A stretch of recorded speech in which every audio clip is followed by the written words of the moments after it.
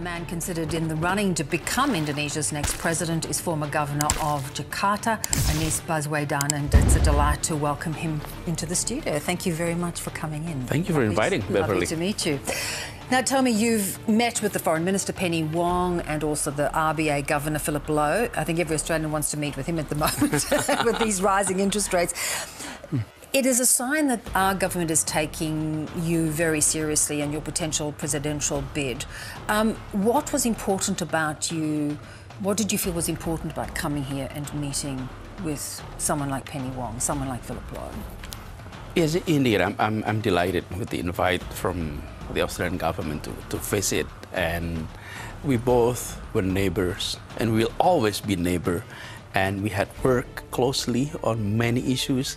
And the invite here gave me an opportunity to reconnect with many friends, academia, people in government, as well as business communities, for exchange of views. We share similar challenges in the region. Give us an idea of what are those challenges in your mind? For example, we are experiencing challenges in the environmental issues. Climate change is definitely an issue that we have to tackle together. And then about growth and prosperity in the region. And then also balance in terms of stability in the region. So many of that, and it's always good to hear a perspective of our neighbors. And I truly appreciate Australia's stance on many issues that Indonesia is facing, and including, which is always repeated, the importance of having an integrated territorial in Indonesia. And Australia has repeatedly saying that we supported an integrated Indonesia, and that is important for us too. Yeah. And on the other hand, you know, we would like to see more people-to-people exchange. I think on the G2G partnership has been very strong. I think this is among the highest of all time. And then the business-to-business need to grow even further. Yes, we do, because, I mean, that has been a criticism of President Widodo, that the development, the potential development business-wise between Australia and Indonesia has not really cemented itself. Is that a priority for you? I think so. I think we would like to see more business engagement between Indonesia and Australia. If I'm not mistaken, Indonesia is ranked 13th as Australia business partner. We'd like to see that go up a lot higher. And we need to be on the top 10 of Australia's business partners. And for that, I think we really need to start not only just inviting Australians to come and invest in Indonesia, or we import more from Australia, but I think it's also important to underline that harvesting partnership in business, partnerships in government relationship, need to start from people-to-people engagement. But don't you think it also needs to have the right climate? Not too much bureaucracy, not too much red tape. You need those, of course, those safeguards, but you need it to be accessible, which often is a struggle for Australian businesses in Indonesia.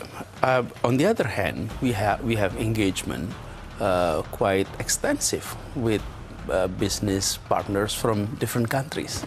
So I think it is also about how we view each other, as that we need each other, and we are the closest neighbors. For Australia, Indonesia is the closest to the north, and for us, whenever we're looking to southeast, it's Australia.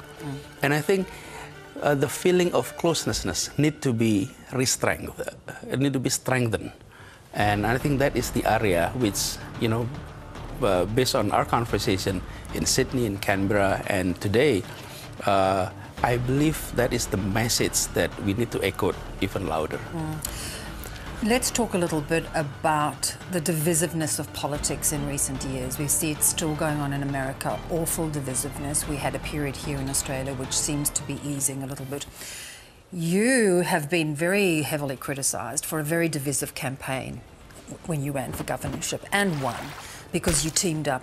You played the religion card, and it's kind of haunted you ever since. Do you regret it? Let me put it this way. Whenever you have an election, and then you have competing candidates. Give you one example. If the candidates were different in terms of gender, one male and one female, then gender issue will dominate the conversation. It can be the divisive factors. But you could, you could have played the bigger man. Let me continue that. And then if the candidates come from different ethnic groups, then ethnic issue can divide. And even sometimes when you have a referendum where there is no person, there is no faith involved, it can be divisive. Look at the Brexit, for example. It was divisive there. There is no person, there is no religion, there is no faith in there. So that is the same thing. When there is a Muslim candidate and a Christian candidate, then religious issue come into equations. So what happened? But how you play that card can be a very, very subtle, very, you know, right. not ugly, not nasty. During election, every side always label the other side in every elections. That was in 2017. I have completed my term now, 5 years. And I didn't challenge those labeling at that time because I don't want to challenge statement with statements.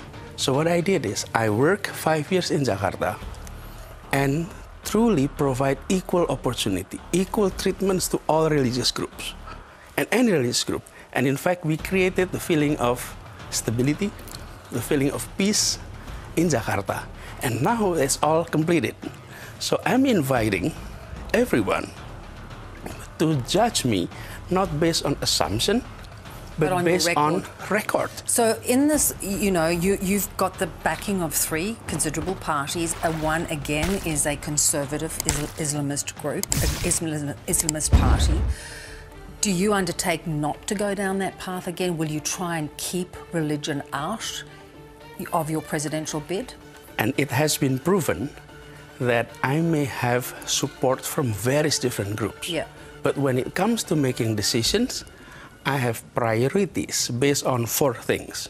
1 is principle of equality. Number 2 is public interest. Number 3 is common sense. And number 4 is law, rules, and regulations.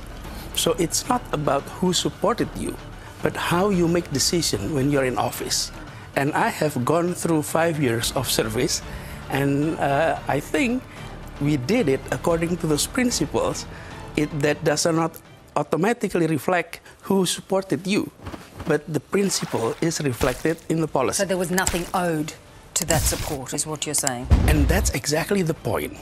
Sometimes you assume that if you're supported by this group and that group, then you will be acting not according to the principle of equality, the common sense, public interest, or also rules and regulations.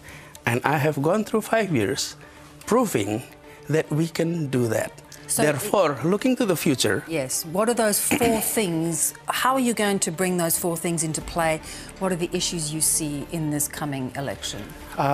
Several things. But number 1, we're happy with the economic growth that we are experiencing, despite the fact that we had serious contraction during COVID, which every country across the globe is experiencing. However, we need to improve the quality of our growth. What does it mean? It means growth is reflected in the numbers, the percentage of growth. But that does not reflect the distribution of that growth. Our economy has been centralized in Java and also northern coastal of Java especially. What we'd like to do is to expand into regions of Indonesia.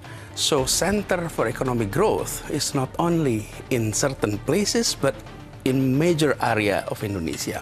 So equality is something that we would like to address in the area of economic development, in the area of education, which matters a lot. If quality of education is happening across Indonesia, so parents don't have to send their kids to major cities in Java for quality education. That's 2. Number 3, is healthcare system across Indonesia. So the bottom line, and this is a major hope for people across Indonesia, is that equal access to jobs, to source of economic growth, to quality of education, to quality of healthcare. And then on top of all of that is a policy with regard to agriculture, policy with regard to fisheries, and we are a very rich natural resources country, and systematic approach on allowing equal growth across those regions is of interest in the general public. I've traveled quite a few in the past few months. I ended my term in October, and since then I travel a lot, and people were saying we're happy with the economic growth, but we would like to see more distributions aspect of that, so that household across Indonesia will experience growth the way the national level growth is being reflected in statistics. Better standard across the board. Let's go. I want to finish where we started, and that was where you talked about balance in the region. You know, how do you feel about China's growing influence and grab for power? Indonesia has, you know, is beholden to China on a number of big projects. Is that a concern to you? Do you feel that that has been a mistake? I think we need to always pursue foreign policy based on our principles. Indonesia has adopted since then a non-aligned view about where we put ourselves in the world. And we need to continue on that track. So we, on the one hand, we need to continue to maintain good relationship with China. On the other hand, we also need to maintain, good relationship with the US and other major players. And what we'd like to see is for all parties, especially in the region of Southeast Asia, to continue upholding the fact that Southeast Asia has been peaceful for more than 50 years. This is a region where tensions were absent in the past 50 years. But no longer. But we do hope it is continue to be that way, because it is very important for everyone in the regions. So Australia. So as president, would you play a greater international role I think so. hasn't been? I think so. Indonesia needs to play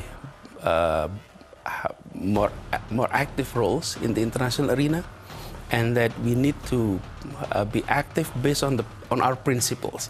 So foreign policy does not always reflect more transactional approach, meaning it is not only about how much money foreign countries are coming into us. It is not only about trade, but it is about our contributions in sustaining peace and stability in the regions and across the globe. And Indonesia, as the fourth largest country in the world, need to play bigger role in that. Part. Oh yeah, and especially in South. We're talking Southeast Asia. We're almost 40% of the population in Southeast Asia. Voice. So we definitely need to be a little bit assertive and more active. We look forward to watching you proceed down this path, and it's really great to have had you with us. Thank you so much. Thank you for having me, Beverley. Pleasure.